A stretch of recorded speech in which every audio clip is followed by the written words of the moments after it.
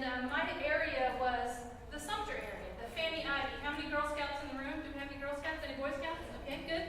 How many Gold Award winners? Raise your hand high. How many Eagle Scouts? Just wanted to know, it's kind of a dying breed, but part of those things taught me how to connect in the community. And then my husband got an assignment and we went to Colorado for about 10 years. And while I was there, a lot happened. Had kids, had a job, ended up working at a very large church. The church had about 3,000, 3,500 membership. And we had this big event every year which would bring people into the church. And my pastor said, we need to flip this. We need to be doing something in the community with these volunteers. Hey, can you do that for me? That's what he did. He pointed right at me and said, I need you to do that. So I had to figure out a way to take almost 2,500 volunteers who planned on that time period every year to be working every night, and what could they do? So we did something called a time to serve, and that was going out in the community, finding opportunities where people could serve, and it changed the whole trajectory, and there's a book been written about it called Externally Focused Church, and it changed that focus of service. But what it did for me was the connection between community and volunteers with the church and how ministries get started. How many of you are at free clinics that started from or have connection to a community of faith? Okay, wonderful. As churches, and I've said this all over the country, as churches or communities of faith, we have a tendency to say, I've got this really good idea. Hey, pastor, can I go do this? And we do this without surveying what's already out in the community. And so we were able to engage those people, but what we saw at the time, and this was probably 14 years ago, was a healthcare need. Have any of you ever heard of 9 health fairs in Colorado? Well, that's good, I'm glad. You'll appreciate this. 9 health fairs has been around about 29 years, and basically for 2 weeks, it's a roving healthcare. Anybody can set one up. If you are a doctor's office, if you are a dentist's office, if you are a church, if you at a recreation center, you just need to go take the training, bring your volunteers, find a little bit of money, find some doctors willing to donate their time. Yeah, does it sound familiar yet? Find doctors that are willing to donate their time, and for about a 2-week period, it's a massive, coordinated, logistical awesomeness. And I say that because we had the National Guard that were moving centrifuges. We did blood draws actually at the facilities. With my church, I said, why don't we do this? I mean, how hard could this be, right? So we got the volunteers, we found a little bit of funding, we did all the training, and we set it up. And our first year of doing it, we served over 1,500 people in one day. In one day. We opened at 6 o'clock in the morning and closed at 4 in the afternoon. We did blood draws, pap smears, bone densities, pharmacy screenings. All of that was done in a roving, and we had our 2 days to do that. The next year, we expanded to another facility. We did it in a church one year and in a school one year. So yes, there were pap smears that had to be done, so you had to have a sink in a room. And all of you, I've been to several of your clinics, know what your facilities are like and what you can provide and what help. But it really was interesting to me how many people showed up with no promotion whatsoever other than of our congregation. It was listed on at the time, websites weren't as popular as they are now, but it was listed on a website, and there was very little promotion done. If you didn't have a budget to advertise it, people didn't know to come. So I say that to say I've learned a lot in that process, and when I moved back here to South Carolina, I volunteered myself into every job I've gotten, and I started at the Benefit Bank of South Carolina under the South Carolina Office of Rural Health is where we started in 2009. And the reason I got the job is because they wanted me to go connect with churches. But I learned very quickly that I needed to find who the community players were and how to connect the dots. I knew nothing about Medicaid, SNAP. I knew a lot about taxes because my mom had a tax business, so that was an easy part for me. But all the resources that are out there and available, I knew very little about. So I say that to tell you that I've come a long way in this 6-year journey with SC Thrive, going from the Director of Outreach to the Executive Director, and I still have so much to learn. But I say that to say our very first story, and Karen Papasciotto, how many of you know Karen Papasciotto? Wonderful. She was the first director of the Benefit Bank under the Office of Rural Health, and apparently very well associated with the free clinics, was on the board a while ago. So she she told me a story about Aiken. She said one night these two 60-year-old women walked in, and they had bunny slippers on. One had pink, one had blue. They walked into this free clinic, and as they were trying to get some help for their health, they discovered that between these two ladies who had worked and had pensions at a facility had one Social Security, and that business had never known that they shared that Social Security number. So she said, share it with them, because you guys, apparently, from what she's telling me, the stories and what I've heard from Susan, you guys get all kind of stuff like this, right? Does that happen to you? You find out that there's another need that needs to be met? Well, because Karen had a connection, she decided that the free clinics needed to be the first two to implement what we called the benefit bank at the time. So you all implemented that, and that was Kershaw Community Free Clinic of Kershaw, and Clinica Gratis did, and I think we have somebody here from there. Yes, she just left. Who started and did the first applications for us. So our hearts are near and dear to the Free Clinic Association. But David talked to me a little bit about how to connect the dots for what we do with SC Thrive and kind of get you an up-to-date, because several of you have heard about the benefit bank and SC Thrive and what we did, but I'm going to run through some numbers and some conversations and then get to how we're addressing some of the social determinants, because that's a huge portion of what you do. So for me, just so you know, it's about connectivity, it's about the volunteer and the volunteer spirit. It's near and dear to my heart. My mother served and volunteered. She just passed away this past year, and when I was going back and looking through her volunteer records, she had over 12,000 hours of service in like a 10-year period of time. It was pretty crazy how much she volunteered, but her heart was in that, and it can't help but rub off on her children. So I say that to say this was the slide that gained everybody's attention when it came to the benefit bank. And Lindsay, I'm going to ask you to keep time on me and give me like a 10-minute warning, if you would please. This is the slide that really sold some of the funders as they were looking for it. But this is in 2015. When we started in 2009, that slide read $900 million. So just a quick overview. The Pell Grant is right there in the middle. That's $7 million in Pell Grant that goes unclaimed or unused by people who could use it and qualify in this state alone. Your medical coverage there, $100 million. EITC, Earned Income Tax Credit. So a lot of people who work, even if it's for a short period of time, especially if they have the children, then they can get this money. This is cash. So think of TANF. This is cash assistance in their pocket that could be coming to them. And then SNAP, over $207 million worth of stuff that goes unclaimed, money that goes unclaimed. Palmetto Institute, the Duke Endowment, Blue Cross Blue Shield, and the Office of Rural Health. And Office of Rural Health was and Graham was here earlier, willing but unwilling, to be honest with you.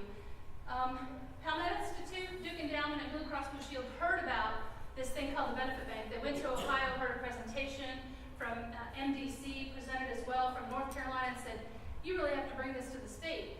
They funded it and decided to alternate funding for a couple of years, but very much pushed us to become self-sustainable.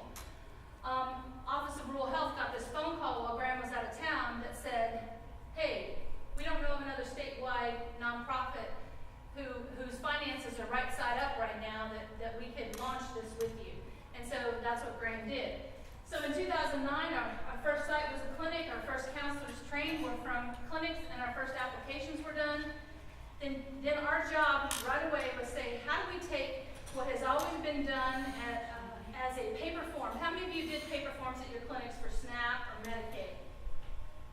Like way back when? Do we have any people who've been here a long time? How many of you have never done a Medicaid application or a SNAP application? Okay, that's good to know. So the idea behind the benefit bank is that we put a complex application process into a platform to help you move forward. But with that, we didn't have connectivity to the state agencies. The state agencies were the gatekeepers of this information. So all we could do is now have a legible form that you could print off and mail in. So at least they're getting that much information, because you know how bad the churn rate was? At one time, when I first started, it was like 72% because they couldn't read something, and then they couldn't get in touch with somebody because the phone calls back take forever. So our job was, how do we connect the dots so it deposits the information from our system straight system. They still make the determination, they still do all that, but now they have all the information to help them go that route. In 2011, electronic submission of SNAP applications became available to us through this grant. We received a few grants. Electronic submission of Medicaid, working with their system. This one kind of hurts a little bit because we worked really hard and we created an app through the ISO, and we were so excited about it. And then what happened in 2012, at the end of 2012? ACA.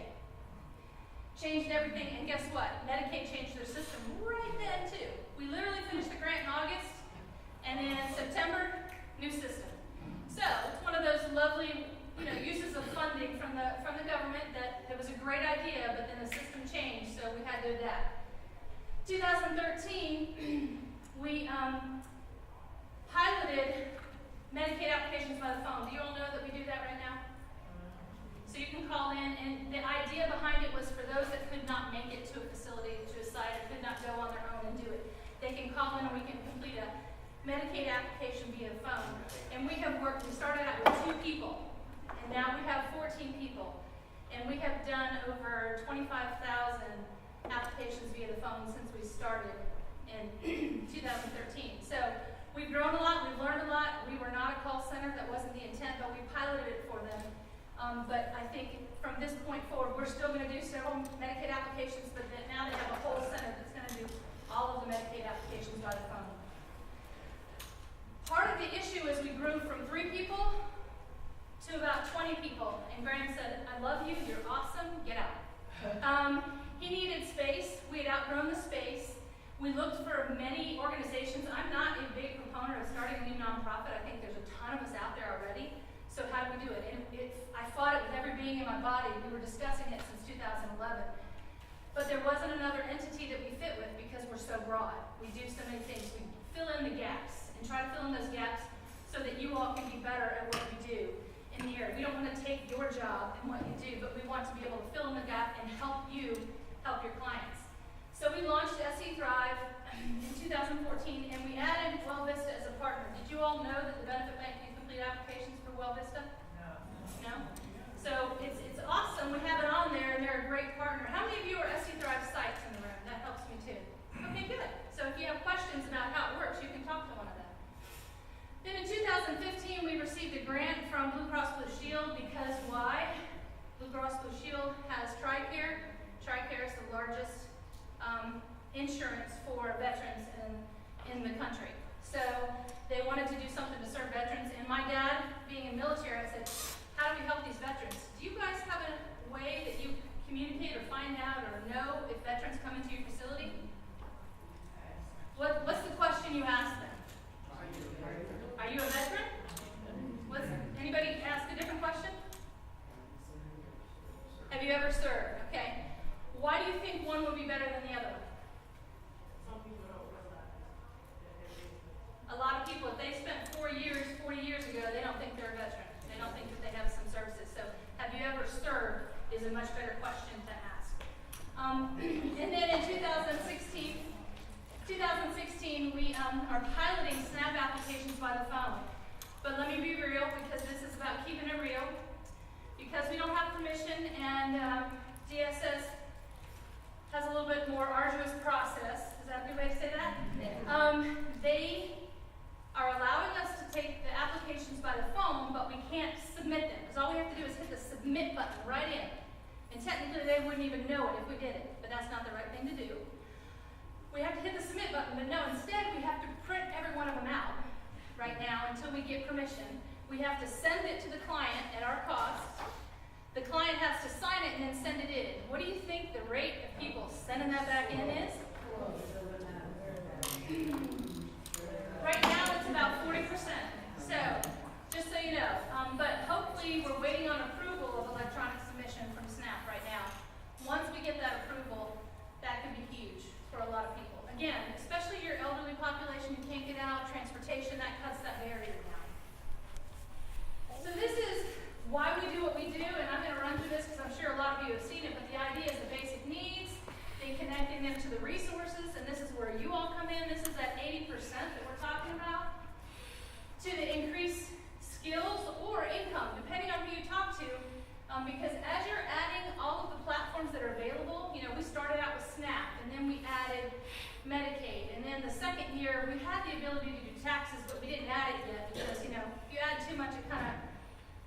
overwhelming. And then we added anything that we could add that was a statewide benefit. So you didn't have to go county by county office is what we tried to do. Knocking down the doors of state agencies. Who are you? What are you doing? Why are you here? All of those questions, but we kept beating them all the time. And the one that escapes me is the unemployment WIA. They've changed 5 directors since I've been in my position. We've had great conversations, started the process, and a new director came on board. So we keep trying for those, but we've added some basic skills there, financial wellness being one of them. How many of you are connected to a financial wellness group in your area that does a good job? Do you guys provide any kind of financial wellness for them? Yes, no? A little bit? What do you, give me an idea of what you send them to. Security Apparel has like a financial thing they do with anybody. Okay, so you have a partnership then with Security Federal. What about you all? We Anything? have a partnership with our local library. Oh, wonderful. Yeah. Back table? Anything? No? Okay. Got anything? Any others besides those? I think they said pull up IDA. Vida? Okay. We've been from Library, we have a partnership with the local, credit union and our CFO also provides financial aid. Perfect. We have a program and a partnership with Money Management International. It's not an expensive partnership, but if your people are in trouble with credit counseling, if they go through our partnership, they get that for free to have the initial conversation. So they call our 1-800 number and they get that information for free. And on your table, just if you want to take a look at, I've got some of our programs listed here, some of our rack cards, and a flyer for mental health first aid that I'll be referring to. So you do have information on the table for you to look at. But our goal, and the goal of SC Thrive, is to compile all of the work supports, as we call them, into one place to allow that person to stabilize. Because how many of you heard, if I can't feed my kids or can't feed myself, I really don't care about my health? That's just one aspect of it. I mean, that's just food stamps. But if you put them all together and stabilize, the idea is, all right, now that you've got that together, what is it that you need to take you to that next level? Is it that job training? Is it that getting your GED? Whatever that is. And those are where our partners are with. So we do have some good partnerships around the state. We don't do all the financial wellness ourselves, but we do have a big component of that. Just to give you an idea statistically, so the system itself collects a lot of data. And this is always a pretty one to see because people like numbers. So when you use in our system, the return on investment has been calculated, and it's been done from all free websites out there, has calculated what the return on investment would be, or what that dollar figure is. And some really smart person did a mathematical equation, and it's been tested by a couple different entities to come up with if every application that is completed through the system goes all the way through and that person gets a determination, and the big if is if they didn't forget about that $500, I don't know, child care piece that they have, or if they didn't forget some kind of income that they had, or they forgot to tell you that they own 3 houses, all of that stuff is the if. Now, there was a point in 2013 and 2012 that we were able to match every Medicaid application that went in to what came out. And we were at 80, one of them said 82%, and one of them went to 92% of accuracy for getting it. That's pretty huge, especially because it was completed, it had all the components to it, all the questions were asked, the information is built into the system. Having said that, since 2010, we brought back over $404 million as of September 30th to the state of South Carolina. Cash infused into the state helps the economy, does a lot with that. I had no idea, and this was a learning curve for me, $30 million industry in groceries for SNAP in the state of South Carolina. $30 million industry. Everybody's got a stake in this funding and money, so it's a big deal. Everybody has a piece of that. So SNAP, if it were to go away, it would hurt our grocery stores. Your grocery bills would go up. So there's a lot that gets connected to that. Clients served 115,000. Household members served, so the household in general, 215,000. Applications completed, 159,000 applications completed. And the reason that's high, if you look at clients served in the applications, because in the system, you can help a client apply for more than one application at a time, and that's the beauty. The time savings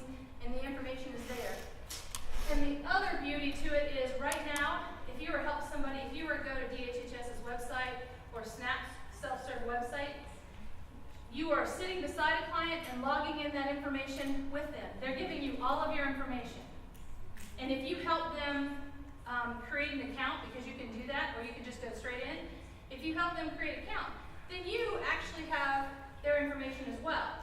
Whereas in the benefit bank system, it's a double key lock system. As a counselor, I have a login, and as a client, you have a login. And we train people not to know that client's login, have another counselor, another person, help that person with the login. That way, when you get out of it, you don't have access back into that system anymore. Now, we do that because you could be a site if you're anywhere you live, work, play, and pray. So it's just a layer of security. However, for organizations such as yourself, we have something called Pro that allows you to go back in if the client calls you and says, hey, I forgot this information. So there's options for you all as well. The big thing for me was, are we serving unique clients, or are we serving people over and over and over again? And we've served 102 unique clients in the state of South Carolina. And by we, I mean all of our partners. I don't have a staff that is doing this. This is through our collaborative partnerships across the state. So this number's okay? Is that pretty good? I don't know. Is that good for South Carolina moving forward? I'd love to ask this question. Because if I took the $400 million that we brought back to the state of South Carolina and divided it by 41 free clinics, what is that? $9.7 million for the free clinic. Now we know it doesn't all go back to the free clinic, but it goes to your counties. And are you guys county-based free clinics, or are you really geographical? So is there another free clinic that is in your area that you have to share with? It varies? Okay. I'm just trying to understand a little bit. I just thought that was pretty interesting. That's a lot of money if it were all come back in. And I feel good about this number because even we've taken into account the people who don't actually complete their applications or get Medicaid or SNAP, because we've devalued the value of Medicaid in our system. So this number could be a lot higher actually, and I keep getting told that by my board. But I would rather give you a number that's more accurate and is out there to say, if we brought back $400 million, what would that look like for your community? And if there's over 30, according to Tax Exempt World, there's over 34,000 nonprofits in the state of South Carolina. That includes churches. To some degree, churches that have 501c3s, let me clarify. This is 501c3s, 35,000 in the state of South Carolina. That's a lot. That's a lot. So we're all fighting for the same dollar base. Can we agree on that? Okay. What would that kind of money do for you? And a lot of people think that nonprofits don't have clout, power. Did you realize that nonprofits in the state of South Carolina are the 5th largest employer in the state of South Carolina? If your businesses heard that, that might be helpful in sharing information, to have some statistics like that to be able to share. I just want to share some of that. SCANPO has some good data on that on their website, by the way. Yeah, SCANPO's great. Yeah, I called Madeline and said, I want real numbers. Give me the real numbers. So she did. She said, if you take out a few things between Tax World and them, she would say 25,000 nonprofits in the state. That's still a lot of nonprofits in the state of South Carolina. And they're being developed on a regular basis all the time. At the same time, we've got a lot rolling off, because I've also watched a lot of nonprofits get started and realize this is a little bit harder than I thought. I got a lot of rules I got to follow. So having said that, this is the poverty map through 2014. We still have a lot of work to do if you're looking at the legend. The darker colors are obviously higher percentages of poverty. To the under 10% is the lightest color. And then the gray area there is a blackout. They didn't have data for that. So while we've made some strides in 6 years, you're not going to make a ton of strides in 6 years, but we still have a lot of work to do, and that's where we come in to working together on this. So I share this with you because part of it is our tagline, and I have to do this because my millennial PR and marketing person who's coming up with all of this said, short things, innovation, inspiration, and education. That is what SE Thrive is about.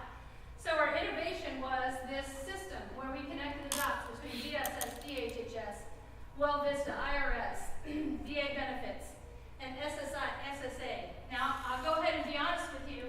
We got some grant money to connect the dots into VA and to SSA. It's like Fort Knox. However, the problem was bigger than the systems connecting. So we pulled back on that and said, we're going to go about it a different way. The problem was collaboration. The fight for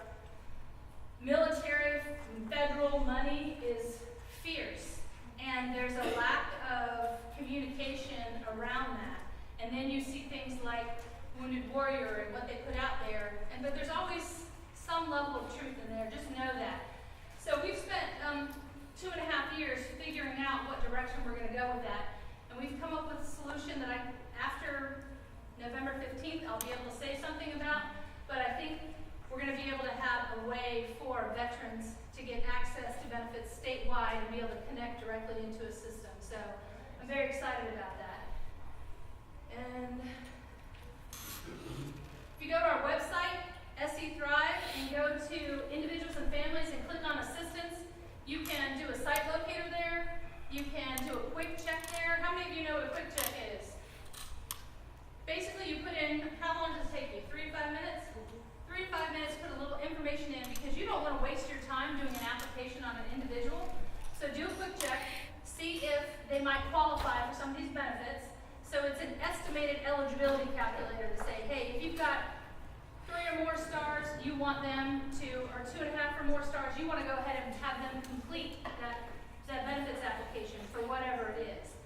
You can do that from the website, or you can log in as a counselor. There we go. When you pull up the counselor, you can log in as a counselor, or you can just do it from the website. You do not have to be a counselor to sign in for quick checks, but the difference is then you can't track that unless you have a tracking method. If you don't become a counselor and log into the website, you have no way of tracking how many applications you did. Well, you can't do applications except for self-serve. Or how many quick checks you did. Because a lot of times when you're doing that intake process, you're just weeding out. They can go straight here. I need to put them here. You're doing the whole directional thing. You're just directing traffic. So if you want to, you can become a counselor and then you can track that information that way. The inspiration piece, it's been pretty amazing because I had the opportunity this year to visit many of our sites, and a lot of sites around the state, even many of the free clinics. How you guys adapt to your environment is pretty inspirational. I was at Middle Tiger, and it happened to be one of the sites I was visiting. We visited 100 sites in 2 days. My staff was pretty tired, but we called it our Hero Days, and we simply wanted to say thank you and gather 2 questions from them. And it was really about thanking them and making sure we were physically hands-on, seeing what they were doing and hearing what they had to say. I was very impressed with Middle Tiger. I had no idea that they had a free clinic component in there. I understand that's changing for the future, but I was pretty excited to see what they had. And the lady that was there was in partnership with Access Health, who was sitting at the table for the free clinic for a while. So for me, it was really great to see that whole collaborative in one building. How many of you have that kind of free clinic where you are? Do you have a collaborative space? 2 or 3 or 4? Okay, good. How many of you don't have room for that collaborative? How many of you don't have money for that collaborative? Okay, just checking, keeping it real, because this is the real one. One of the things that I also noticed as we were going around the state when we were first bringing on the benefit bank was that, I'll be honest with you, I can say this word, stinks, I'll use stinks instead. The training that we were provided by our vendor, the benefit bank, was just awful. It stunk. And they had great policy, but their training that we went through was just not the greatest. And I thought, all right, these are people who work. You guys work lots and lots and lots of hours. When we want you to become a site, we need to make sure that my staff is trained and prepared well. And if we need to add more training to that, which we saw right away, we need to keep that fun and upbeat. So a couple things. How many of you have heard of Bob Pike? Okay. Oh, I've never heard Bob Pike. Awesome.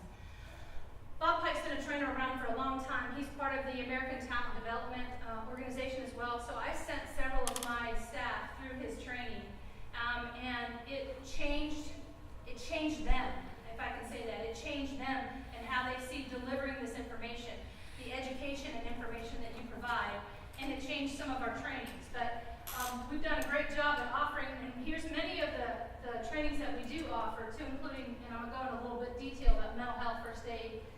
We do security awareness because that was a change as well with ADA. We have to do HIPAA, PHI, and security awareness, and background checks on anybody who wants to become a site. So whereas before when it was launched, and when it was launched in other states, anybody could sign up to become a counselor. It was amazing the number of counselors that rolled off once we had to do this training. But it started starting to grow back up because people know that everybody's tracking everything now. So this is all available online now. We're doing it so you can take a shorter version. We've done the longer version for a while, which is could take up to 2 hours, but it's all self-paced, and there's a test that you take after a few questions. How many of you do those in-house already? PHI, security awareness, HIPAA training? Okay, all right. All of it's done. If you become a site, you can do that through our system. 10 minutes, thank you. Well, let me get to it then. Part of what we do is site support, so we have placed counselors around the state who can help provide you with training, access. They can come to your facility and say, hey, let's talk through how we can help you help somebody apply for multiple benefits at one time. Do we need to change up what you're doing and how we can do it differently? And these are just some pictures from our Superheroes Day, so that was a lot of fun for a lot of people.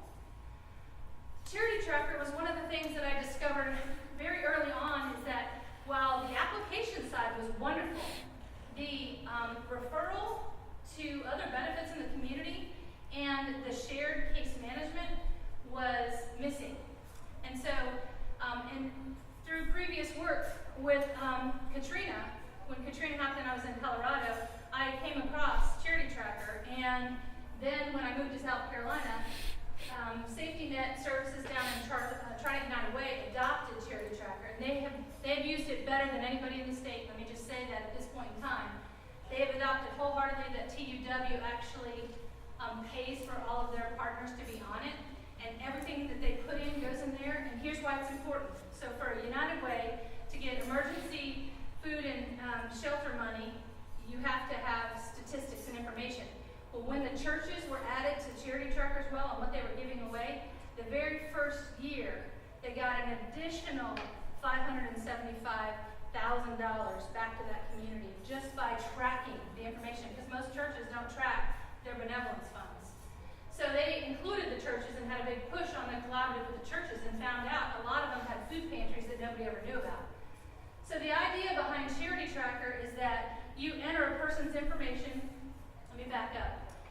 I did an exercise in Kershaw. Susan's not in here. I did an exercise in Kershaw. Had 40 people come to the table and said, everybody bring your intake form, because you guys were all doing it on a form about 6 years ago.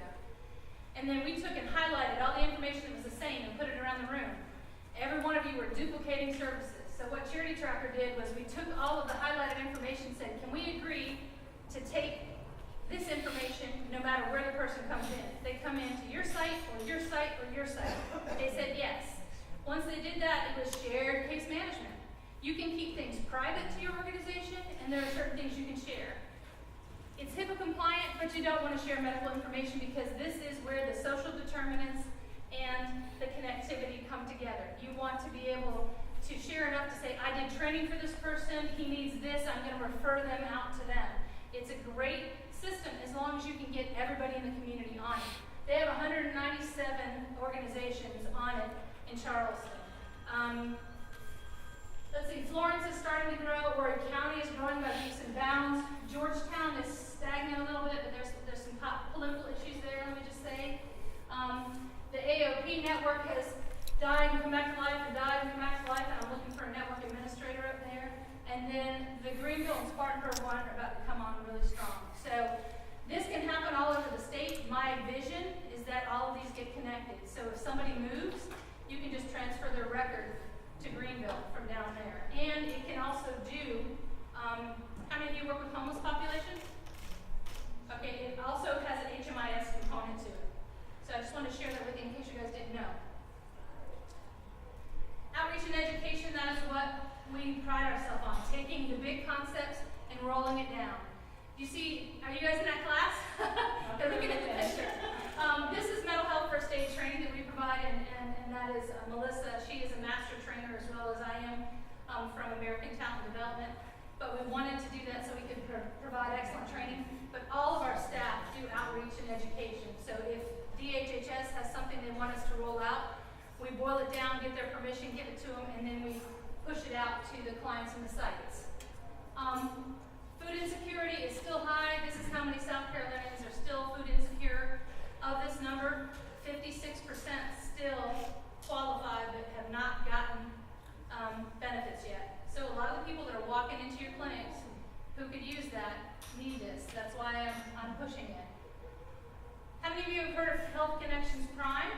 You know what that is? The dual eligible population. Have you heard about that? Okay, we got a demonstration grant with DHHS just to try this out.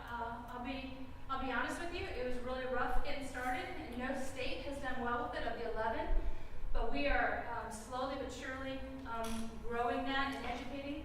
What surprised me the most is the senior population is hungry for education. They are hungry for education. So the difference is Health Connection card and your Medicare card. Basically, it's taking these two programs, putting it into one card, and so they have one point of contact. They have one person that they bill to or get billed from. So it's really boiling it down, and I have a whole team that works on this. They do nothing but presentations around there, but the number that we're going for in the state is this number. These are the number of people that are eligible for that. People can opt in and opt out. There's a lot of ways that it's been done, but it is growing. The problem is not everybody's on the same page. We don't have enough doctors and providers that offer this. So it's still being worked out at the state level. We're just doing what we're asked to do from this level. But regardless of whether it moves forward or not, and I know it's been extended for 2 years, that's my understanding, it'll go through 2019 now, is that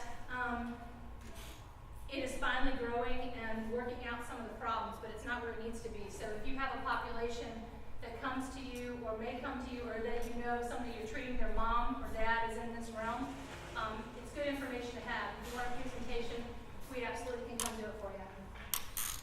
We serve veterans. We started that. I told you a little bit about that earlier. I'm going to skip and get to something I want to make sure you know. Does everybody know what this is? If a veteran wants any kind of service, this is the form they have to fill out. You can fill it out, do a request for a DD-214. If they need any kind of service, this is the one thing they need to have. And we do training on our system for that, but just know that if you know nothing else, if you want to serve a veteran, this is what you ask them, do you have your DD-214? That gets them into everything. And this was from their website, so there is no HIPAA information on there. It was a made-up one. We also added Ssi Ssdi information on that, and this has been pretty sobering. I think 25 to 35 applications have been done in 3 years. The process is very long. We've had great success with how we case manage that. We've learned a lot. We've developed partnerships with SSA, Voc Rehab, and a variety of other organizations. This is where the money is, eat up in hospitals and clinics and FQHCs. And it's been very interesting, but nobody has the money to have a person work a caseload of 6 to 10 to 15. So we're trying to streamline that process, and we've been doing that. Our grant is ending this year, but we've been in talks with Voc Rehab and the state, because I didn't realize there was a state SSA, SSI determination and a federal determination. So it was something that we learned in the process, and so we're trying to streamline those from the state level. So we take thoughts from you and we try to push them up through our partnerships with the state agencies. But we're going to keep it going as long as we can. But right now there is no, come December we don't have funding for it, but we've trained 15 sites on how to do this and they're loving it. But like you, we're going to adapt. This is probably the last and biggest thing I want to share with you is mental health first aid. Like I said earlier, as a lifeguard, CPR and first aid, if everybody would just learn that, the lives that you could save out in the community. Well, after 4 years here, I was like, I don't understand what is happening, because a lot of people come in, they present. I found out there's hardly any training for your intake workers. What about your volunteers, people who want to volunteer at your organizations? Do you have a rigorous training process for them? A volunteer management program? I dare say no. How many of you are single employees at your facility? Or 1 or 2 teams? You don't have the money or the time to invest to do that, but it's needed. One of the best things you can do is train somebody in mental health first aid. How many trained people do we have in the state of South Carolina in mental health first aid? Got it? Numbers, anybody? Guess? 100.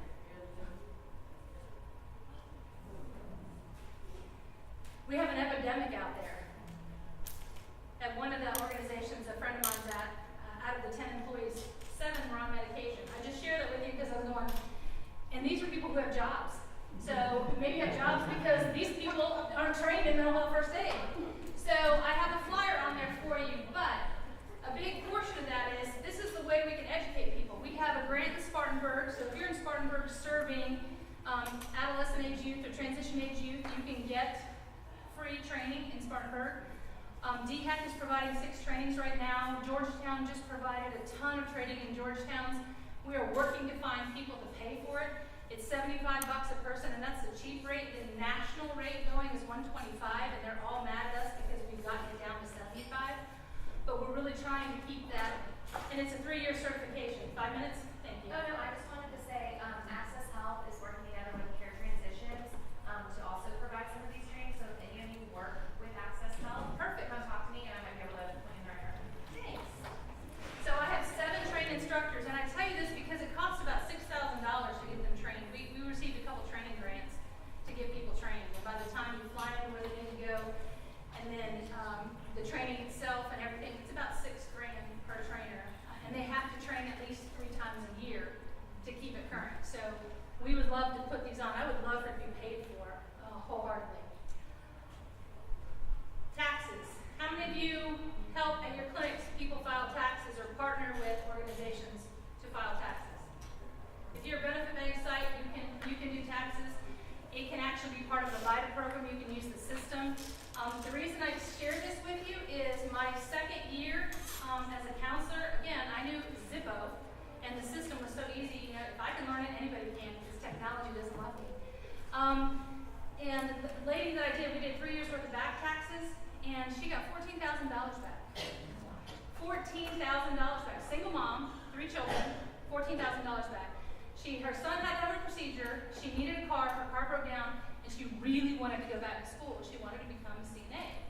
That money helped her do all of that. She actually found me later and thanked me for helping her. But it was me who was blessed by that. I was a single mom myself for 6 years, and I understand the power of somebody sitting down and taking the time with you. If you have volunteers that don't want to do the medical side, that want to do something else, do a tax clinic for your sites. That's a way to touch base with social determinants. It also gives people cash in hand to buy the things they need to buy, get the medicine they need, or get the help that they need. This is the average earned income tax credit in the state of South Carolina, and that was from last year. That's not a bad chunk of change. You can do a lot with that money. These are how we address the social determinants of health. You have daily needs, access to care, family and community support, and social support, and it ties to SNAP, Medicaid, WellVista, case management, community case management, and mental health first aid. And then the other side of that is access to education. You can do FAFSA worksheet now because FAFSA cut everybody off except for the IRS. They don't have third parties that we used to be able to submit all the way to them. But now it's a worksheet. If you complete the worksheet on FAFSA, then all you have to do is go to the FAFSA website and plug in the numbers. It makes it a lot easier. Veterans education benefits. I want to tell you about that real quick because veterans education benefits, if a veteran gets out and they want to go back to school, they can plug in the school that they want to go to, and it gives them the 3 different options between the different bills that they have, and they can choose the best option at that school for them. It's important because once you choose that option, you're stuck with it. You can't change. So that's something that's been very good. And job training with TANF and the JUMP program. And again, not all these programs work great, as you know, right? Then the financial stability. And then we are always looking for ways to combine the systems. We are working on a few things right now. SNAP EBT. Have you guys heard of that? No? I'm going to punch through this. To this. Fresh EBT, excuse me. We have nothing to do with this, but this is one of our partners. We are trying this partner out. Basically, we met them. They have done all the work, and if you go to it's a collaboration. Basically, what they're doing is they work with the banks and the fresh EBT cards, and a person can go on their smartphone and check their balance when their money's come in, so they're not having to call and spend time for that 1-800 number. So text it, download it, do whatever you need to it. It's huge to give to your clients. The benefit for us in partnering with them is we are working on a SNAP Assist app, so somebody can do a SNAP application from their phone, and they're going to partner with us when we do that. We're also going to be able to see statistically, data-wise, we're going to partner with them a little bit as well. And then the last app that we're working on right now, if I get all of the funding, I'm just going to go ahead and lay it all out here, keeping it real. If I get all of the funding, it's going to be the I Need app. we kind of made a joke. It's like Yelp, or somebody said holler. You know, it's an app where once we get everybody geolocated on there, get all their information on there, somebody can put in, I need dental assistance, where do I go? I need a free clinic, where do I go? And that person can go there, can see your hours, your time, and all of that. It puts all that community resources. When we print those community resource books, they're out of date in like 2 days prior to printing it, right? So this is kind of one of those that will be an app version of that. Different than 211. 211 still connects the dots in some other ways. This is something that your people can control. Whoever uses the phone, okay. Whoever uses the phone to go that route. So I just want to let you know what is coming. But there's a lot